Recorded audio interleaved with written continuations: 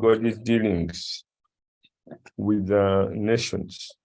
It's like it's the time clock, and it is important that we watch what God is doing at any given time, what God in Israel.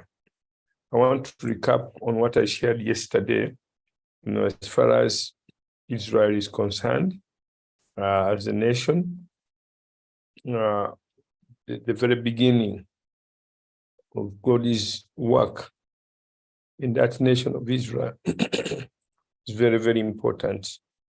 We saw that when God created the earth, his plan was for man to rule. And we see in Genesis 6, a massive rebellion instigated by fallen angels, Lucifer, and those fallen angels, and God wiped out all the inhabitants at that time, except Noah and the 3 sons and their wives. And then after that, 10 nations, in chapter 10 of Genesis, 17 nations are mentioned by God, specifically coming out of the 3 sons of Noah. Immediately after the flood, people started to multiply again. When they multiplied, Nimrod, one of the descendants of Ham, one of the sons of Noah, started to lead people in rebellion against God. He said, "We will not scatter all over the earth. We are going to remain here. We are going to build a city for ourselves. We will not go all over the earth to subdue it as God said. Let's remain here and form an empire." Empire, as we said, is a pagan idea. Nation is God's idea. Empire is pagan because it reduces people into subjects. In an empire, you're a subject. You have no rights. You have no privileges. You have no say for what goes on in that territory. While in a nation, you are a citizen. You have rights. You have privileges. You have opportunities. But you also have duties, responsibilities, and obligation. That is how God created human beings, to take responsibility, to take leadership, and therefore the environment through which that can be done properly is a nation, not an empire. Empires conquer, empires extend territory through conquest, through bloody wars, through colonization, oppression, exploitation. That is empire. So in Genesis chapter 11, God comes down to destroy empire in order to release nations. That is a very important background from the biblical perspective and biblical worldview. God destroys empire in Babel to release nations and nation states. So we see that after the flood, in Genesis chapter 9, verse 6, God institutes human governments. He said, "From now, if any man sheds another's blood, by men his blood shall be shed." By declaring that, he was giving human beings authority to take care of themselves, to protect themselves. Before that, he was the one doing it. He was the police. Cain, why have you killed your brother Abel? God himself was the policeman. After the flood, he gives that authority to human beings to ensure that they protect each other. So human governments start after the flood. So on one side, he's releasing nations. Then on the other, is instituting government, civil governments over those nations. So a nation and then a state, the nation, state, or government, to ensure the protection of the citizens and their property. That is the essence of those of governments, human governments. In fact, it can be summarized in 3 words: to protect, to promote, and to punish. To protect the citizens and their property, to promote righteousness and the welfare of society, to punish all errant behavior in the society. So those 3 responsibilities of the state are part and parcel of God's plan for nations: protecting citizens. Number 2, promoting righteousness, meaning states are supposed to promote the good things which contribute to the good and welfare of society. Good roads, hospitals, educational institutions. Every time government is doing that, education, health, roads, IT, all these are to promote the welfare of the overall society. But it also has a responsibility to punish errant behavior, behaviors that are going to running contrary to the previous 2 responsibilities. So that is specifically stated in Romans 13, that they are deacons, that those state actors or leaders or authorities are God's deacons. The word used there is diakonos, which we use for deacons. They are God's servants. So in a way, we are the priests are God's servants. These 2 are God's servants or deacons. They hold the sword to punish errant behavior. Romans 13. At that time, they were using swords. If Paul had written that letter today, he would have used the word gun. They hold the gun for that purpose, to punish all forms of wickedness, so that God's order is not overthrown and the peace is maintained on earth. So that is nation and nation states on one side. On the other, it is empires. Empire is the pagan idea. Nation is God's idea. Now, from Babel, the state or that place of called Babel, you find that in Genesis 7, Babel is mentioned the first time. But that city and what it represents and the principles of Babylon continue all the way to the book of Revelation. In the book of Revelation, you'll find Babylon being judged. It's a mixture and a combination of political power and religious power and economic power. Religious power, economic power, political power. Babylon is a representation of that, and it is judged in Revelation chapter 17 and 18.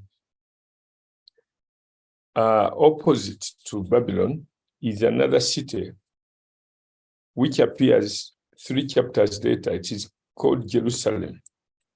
Jerusalem also represents the opposite of what Babylon represents. But Jerusalem is mentioned for the first time when Melchizedek appears to Abraham. It's called the King of Salem, or the King of Peace. Salem is peace. Jerusalem is peace. Is the King of Peace.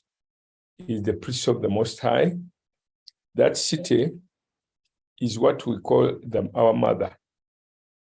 In Galatians chapter, I think 3 and 4, it's 4 mentions Jerusalem as representing the people of God and the purposes of God. It's also a political, economic, and religious. So these two stand in contrast to each other: Jerusalem and Babylon. Babylon is judged in chapter 17 and 18. Jerusalem appears as a city coming from heaven, coming on earth, representing God and his kingdom, coming down on earth.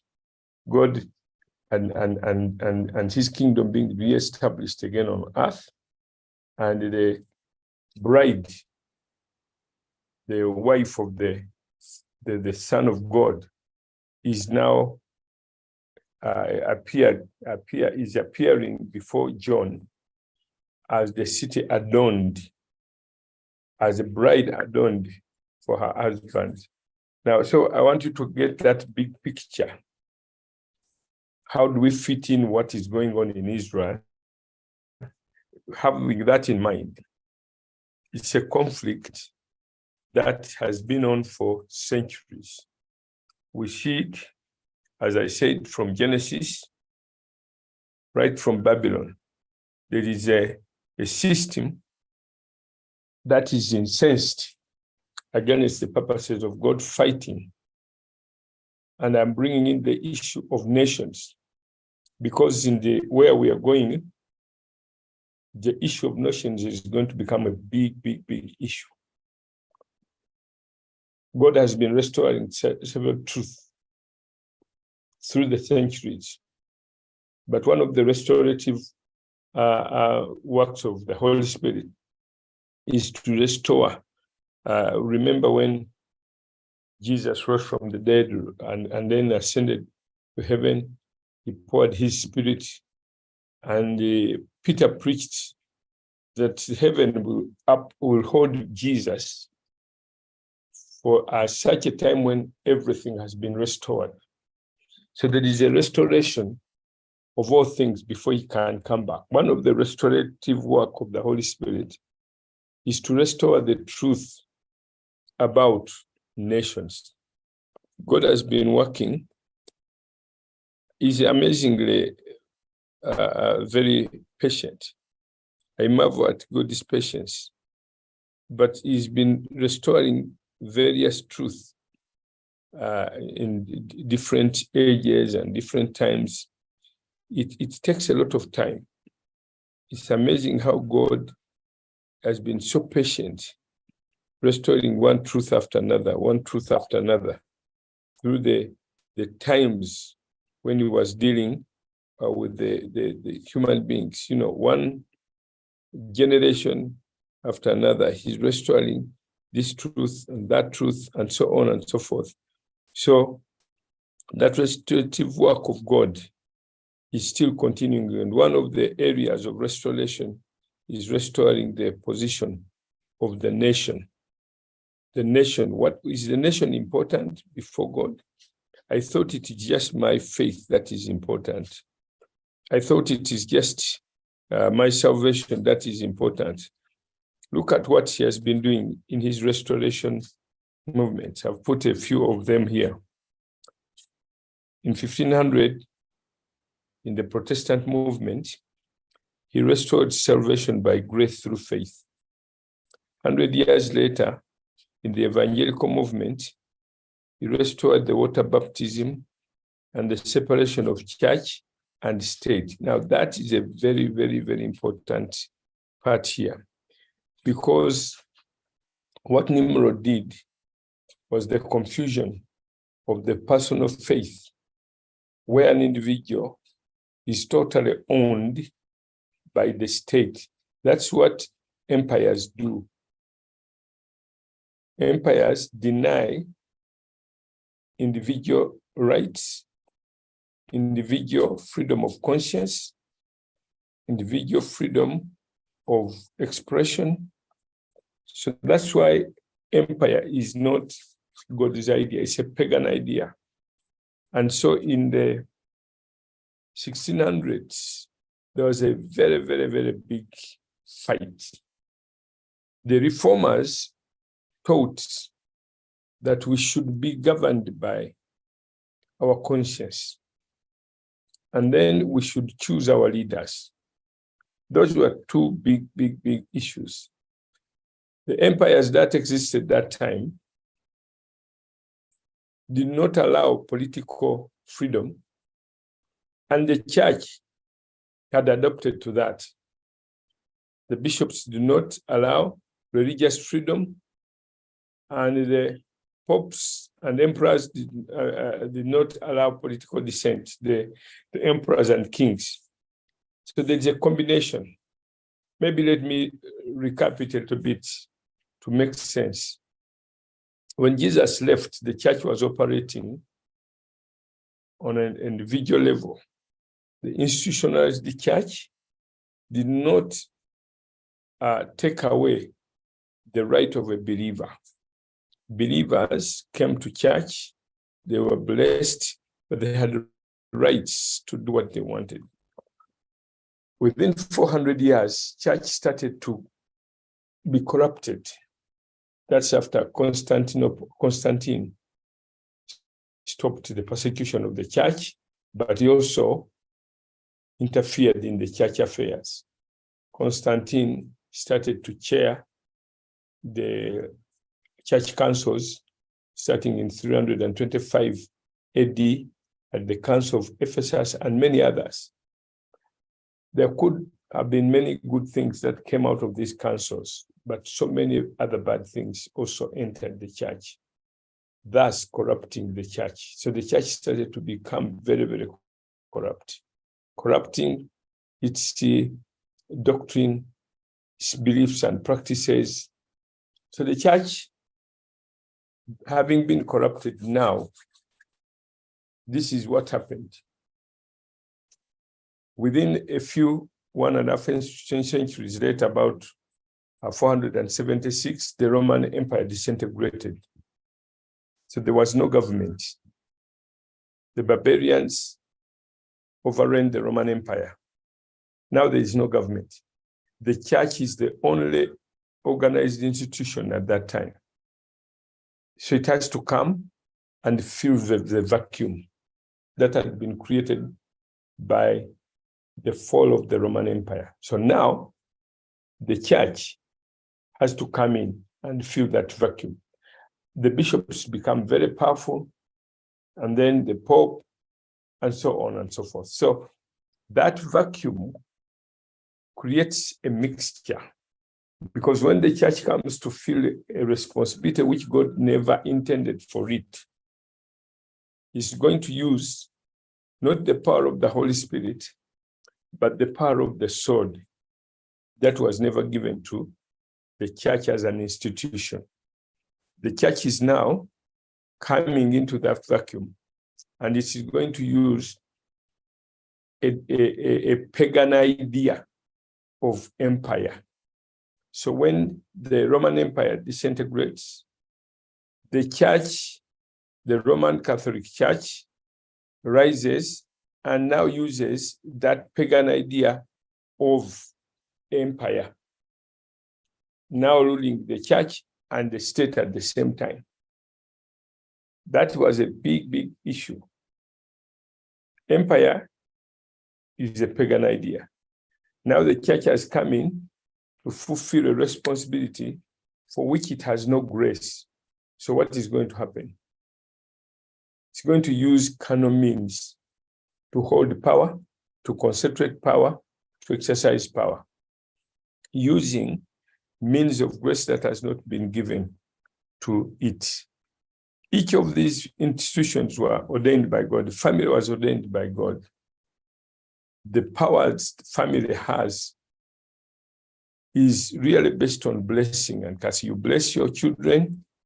If they refuse or reject the curses that follow, and you don't use force on your children. It's the words of discipline. If they're still young, you use the small corporal punishment and all that. I mean, you discipline your children. That is the power given to the family. The church blesses the people who are obedient, the pastors and leaders can excommunicate you. That is the means of punishment in the church.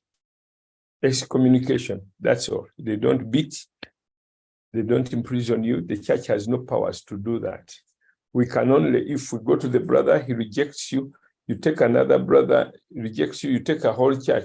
If he rejects the whole church, all you can do is to excommunicate. That is the power of the church to punish. The state, on the other hand, has the power to use the sword. It has been given by God. The church has, the state has, the government has power to use the sword. It can punish you, can imprison you, it can even execute you if you have been proved murderer or what. Now you imagine the church, which has no power to use the sword, now it is using the sword, mixing what is spiritual with natural. So the church now gets into that and starts to get corrupt and becomes more corrupt to the ages, using the empire. The interpretation the church gave at that time was that Jesus has taken over, Christ has taken over his kingdom on earth, and he has established his kingdom.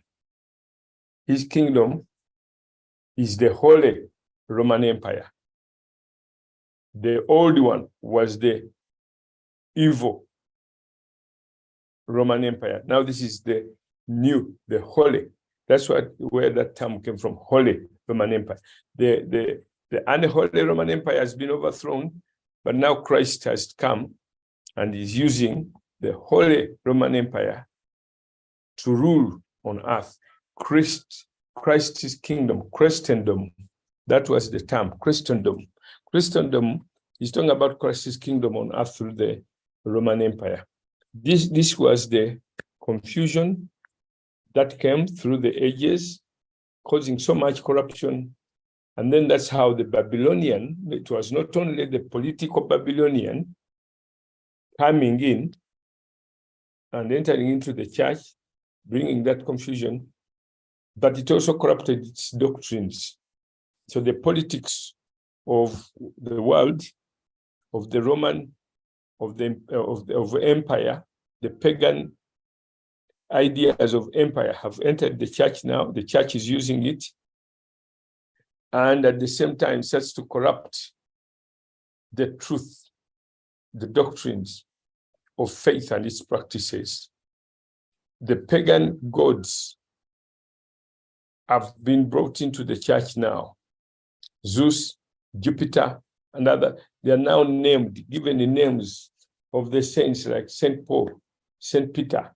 These same statues that had been worshipped by the Greeks and the Romans now have been brought into the church because the popes want power, they want control. They are now going to intimidate, manipulate people, control them by the sword. The church has no grace to use the sword to control people. Now it has to force people to convert.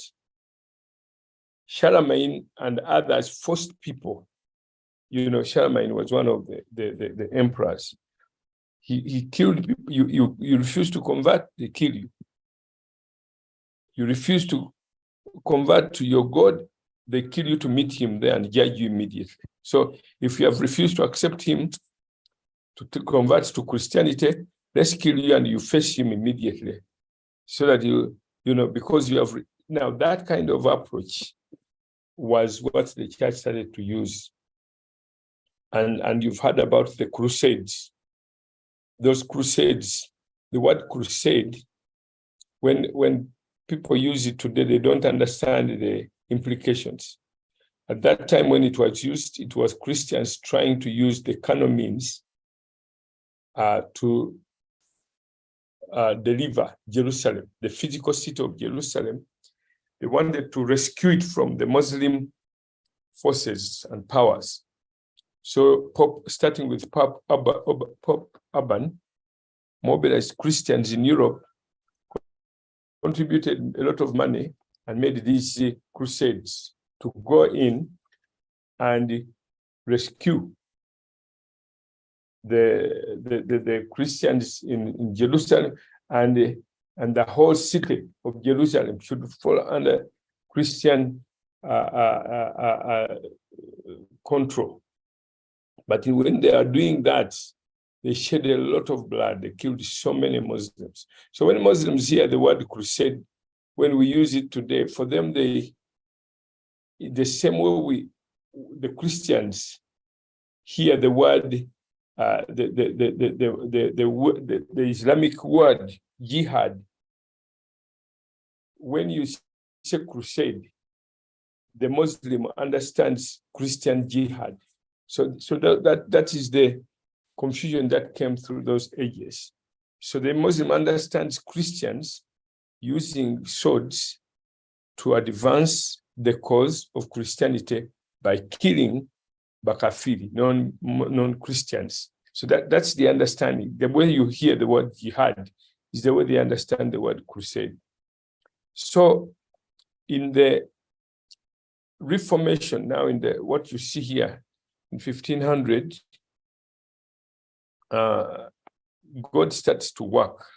It's just amazing how patient the Lord is. I always marvel at the patience of God, because when he starts to move, he doesn't use armies, he doesn't use swords, battalions.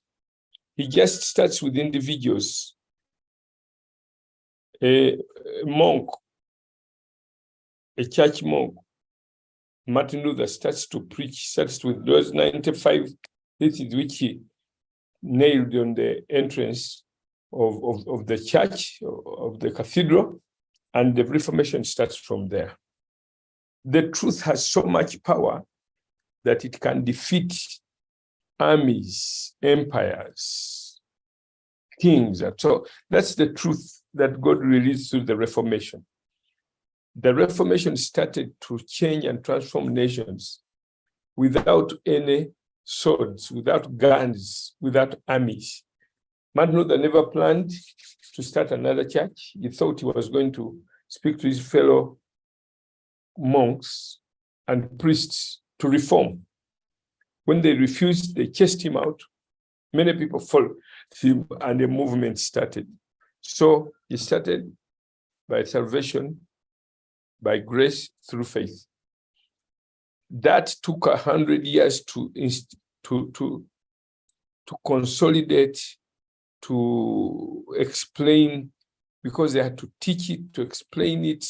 Now, after that truth has now captured the masses, the second was now issues like water baptism, and then separation of church and state. This was a big one, because the church had merged with the state. The empire issue that I'm talking about, the church and the state are one and the same. People can't have freedom, because if you're under the Pope, you must be Catholic. Now, by this time, so many others have become Protestants. So when the king is Protestant, everybody has to be Protestant. If the king is Lutheran, you have to be a Lutheran. This was a big thing. So wars broke out in Europe. Many wars were fought. And the popes through that time were determined to crush this Reformation.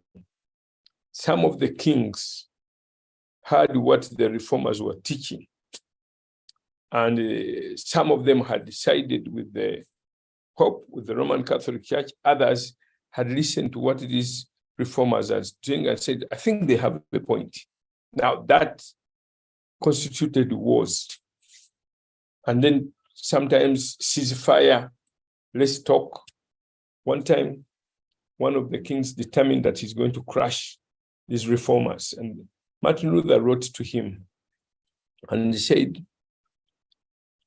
why don't you act like Gamaliel in the book of Acts? In the book of Acts, Gamaliel advised his colleagues that you are going to fight these people. You are going to kill them. But what if what you're doing is against God? What if this is God working? Are you not going to find yourself on the side fighting God? Now, that writing to the emperor changed his mind, said, maybe you have a right, maybe you have a point. He said, why don't you act like Gamaliel? Why don't you leave us handle the theological issues? Because we are theologians, you are not. You're just a king, you're emperor. Why don't you allow us to discuss these matters? Because if you force us to believe into what we don't believe, we are going against our conscience and we can't. So now, in 1618, a war broke out, and it took 30 years, from 1618 to 1648. 30 years war was one of the most devastating wars in Europe. A war continuing for 30 years. Think about it. In northern Uganda, we had one for 20 years. Joseph Kony, fighting government, devastated the whole of the north. Think about that 30 years war. It was a religious war. Roman Catholicism fighting to retain the power. The reformers outgunned themselves to resist oppression. And then at the end of that war, there was a treaty that was signed. It's called the Treaty of Westphalia, in which everybody said, we are tired of these wars. We should not continue fighting. It's not worth it. We shouldn't fight religious wars. People should have freedom to decide what they want. A king can be whatever religion they want, and their subjects can be whatever they want. Now, that Treaty of Westphalia created the nations that we have today. Until that day,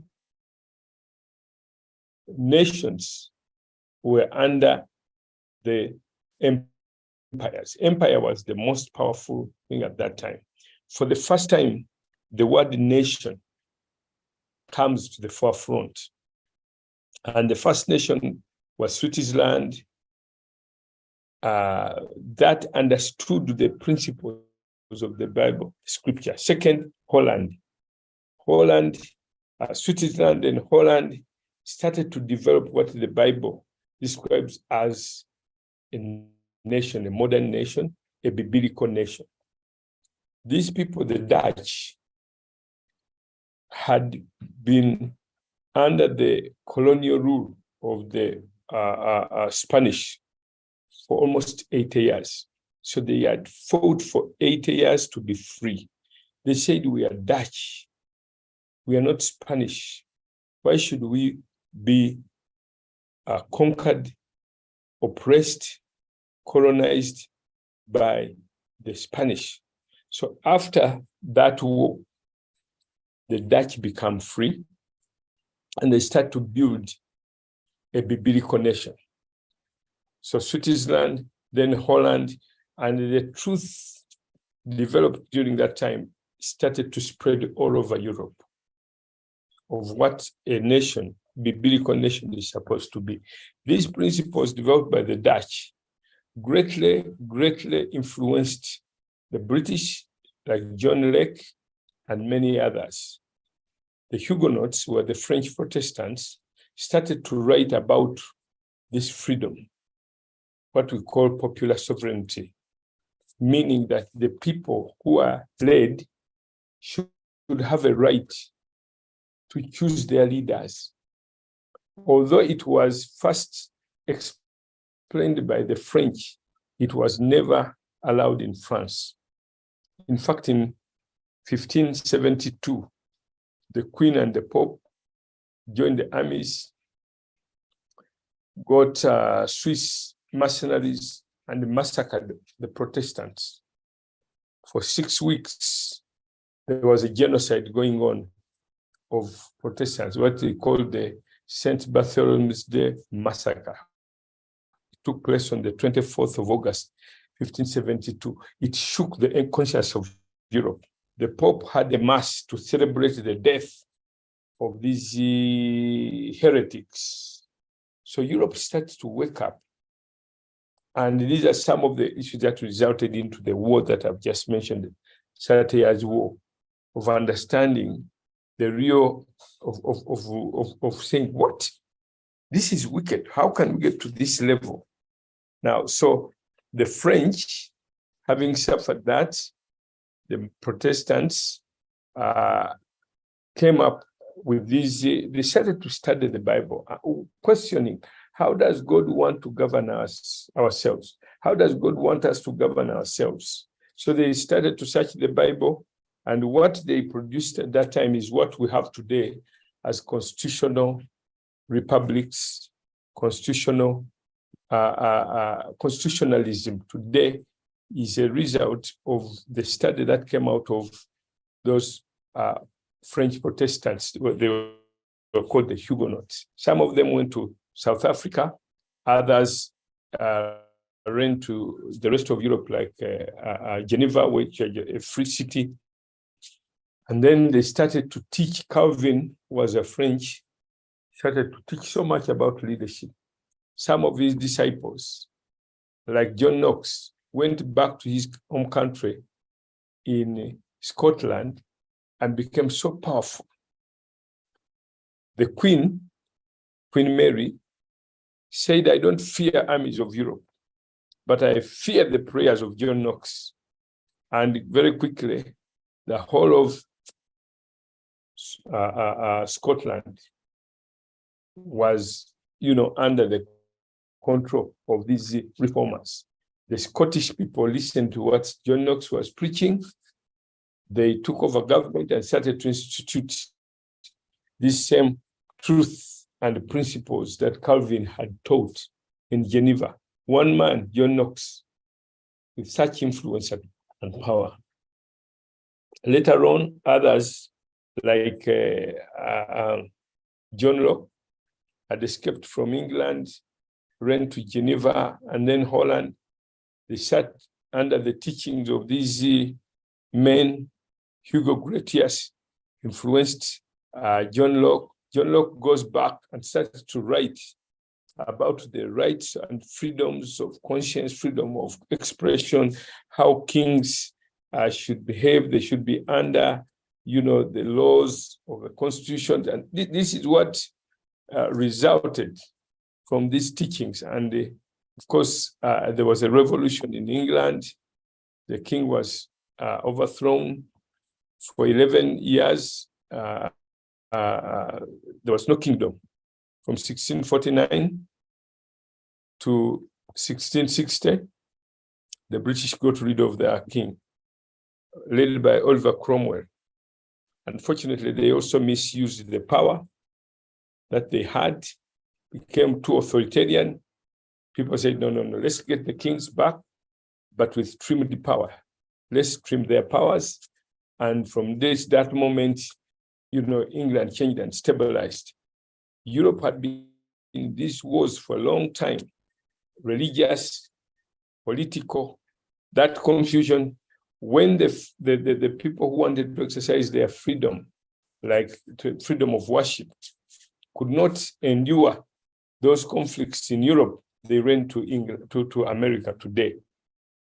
When they ran to America, they said, we don't want that confusion anymore. Let's start another nation where there is total freedom, where we can express ourselves freely, religiously, without confusing our religion with our politics. So America becomes the first nation to clearly establish a constitution that clearly separates church and state, because the people who came from Europe were running away from that confusion of church and state being merged together. Remember, this is not God's plan of merging the two. Each of these are separate institutions, and they should be governed as church, as such. So America establishes a constitution which, for the first time, clearly delineates the powers, the rights, the the responsibilities of a state, the responsibility of the church. Church should come so far, the state should come so far. There's no mix. This one is personal, this one is community, this one is state, and so on. This releases the freedom of worship. That's why America becomes very, very successful in nation, because of that separation. This is an evangelical movement which took place at that time. Now, the nation comes to the forefront for the first time in that situation, in that century, the 16th century, what we call the 17th, because it starts from 16 up to the 1700. Now, I've shown you all these other movements, but I'm not going to comment about them. I wanted to bring out this evangelical movement, which separated the two. It is very, very important. Later on, you'll see the connection between that and what is going on in Israel at the moment. So, when this issue of nations emerges, so many nations in Europe fight it, resist it, but those which embraced it became the powerful nations now, like the Scandinavian nations, like Germany. Those which retained the old theology of empire, like Spain, like Portugal, like Italy. These are empires, Portuguese Empire, Spanish Empire. Then the British was confused between the two. On one side, the British wanted the nation. On the other side, they also wanted the empire. They wanted the nation and they wanted the empire. That confusion in England, in the British system, continued until that power was broken in the Second World War. Tomorrow I'll talk about that, and then we see how God has been working to restore biblical truth in the midst of human confusion, and how God is going to emerge with his purposes, real and true, and then in the end, achieving his goal that he intended for the earth. Now, we'll come on to that tomorrow to get to understand that a little bit more. But today I want to now jump to the current situation that is in Israel. Yesterday, I mentioned the fact that Israel is the firstborn nation, the first nation to enter into covenant with God. It was the first nation. That's why it's called the firstborn nation. God removes the children of Israel from Egypt because he had made a covenant with Abraham, brings them on Mount Sinai and makes a covenant with them, therefore becoming a nation under God. And so for 1,500 years, God starts to work with them. He gives them laws. He starts to show them what will bring a blessing, what will bring a curse. Unfortunately, in many, many ways, they let God down, except around times of David and Solomon. They almost reached what God had intended, because God had intended this nation to evangelize the whole world. God wanted to give them all the blessings that come out of obedience, so that other nations will just come and see the blessings God has bestowed on Israel, so that they willingly would follow God.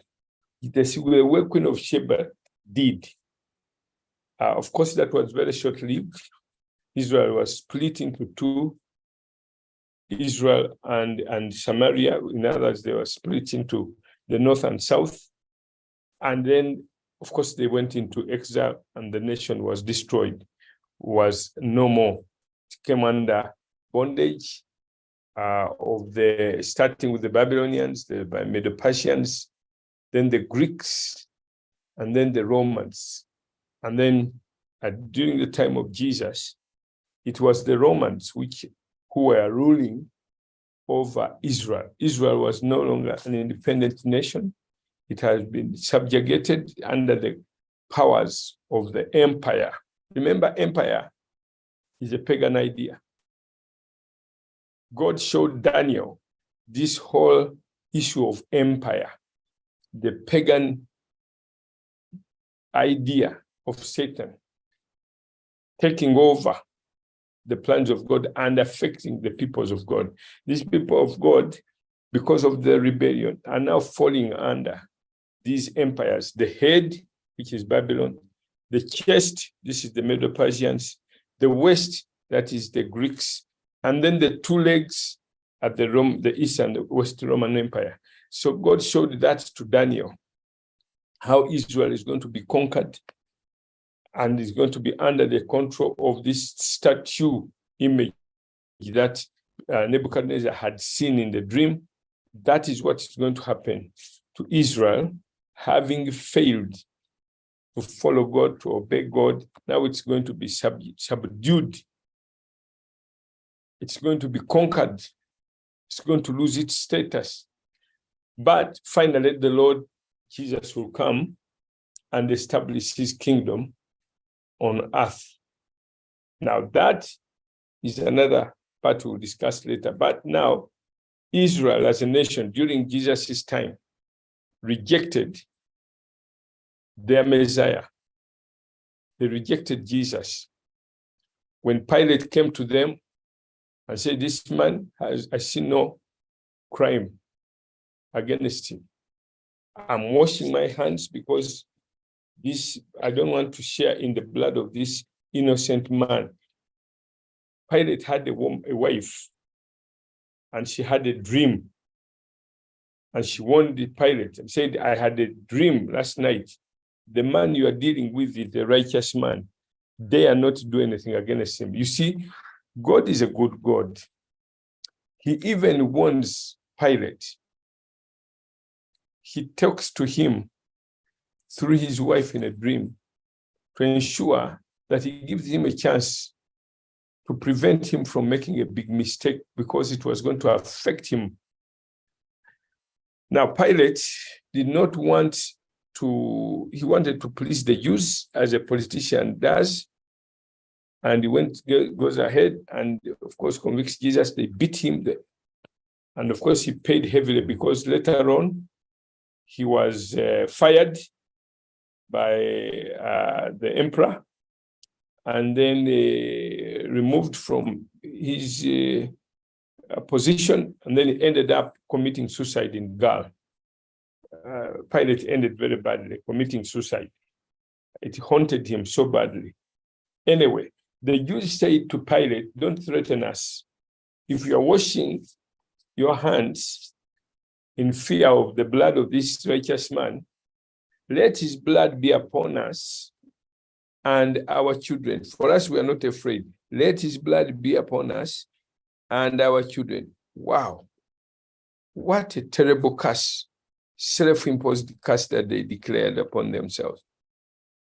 Only 40 years later, the Romans themselves, who were in league with them, with the Romans were in league with the Jews to kill Jesus. Now they become enemies. Herod, the Pharisees, and Pilate had been enemies. In killing Jesus, they all conspired. But within 40 years, they all became enemies. The Romans turned against the Jews. They terribly destroyed their nation, killed them 70 AD. I have a whole list of the evils that followed after that. The time here cannot allow us. But in 70 AD, there was a destruction of the temple in Jerusalem, and so many Jews were taken as slaves all over Europe. In 135 AD, another man rose up. He became so powerful, everybody thought he was the Christ. He was crushed. There are many things that followed. So there was the last stand at Masada. this Bakachoba man destroys the 12th legion, rebuilding of the temple begins, and everybody thought he was going to be really the Messiah. But then in 135 AD, he was crushed. Then we see Emperor Constantine that I've mentioned. There's so many issues here that would go through to understand the history of the Jews. But the summary of it all is that Jerusalem was trampled underfoot for the next 1900 years, which Jesus had mentioned that Jerusalem will be trampled underfoot until the time of the Gentiles had expired. Now, God started the process of bringing them back to their own land. And it starts in 1860. Then in 1897, there is what they call the First Zionist Congress in Basel in Switzerland. Remember, Switzerland, I told you, was the first nation, followed by Holland, the biblical nation. That's where the meeting actually took place, when they were thinking about the establishment of the nation of Israel. There were other Zionist congresses that followed. Then there is the First World War and the Second World War. And I'll talk about the significance of those two wars, because after those two wars, Israel is reestablished in the Middle East as the first, as a nation. God's prophetic clock starts sort of again, because once Israel is back into their land, then God has started to work on it again. Now, what we see in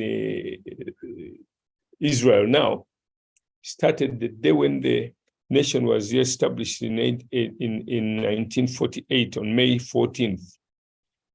The Arabs vowed, they said, no, we can never have that nation established. We're going to throw it in the Mediterranean Sea.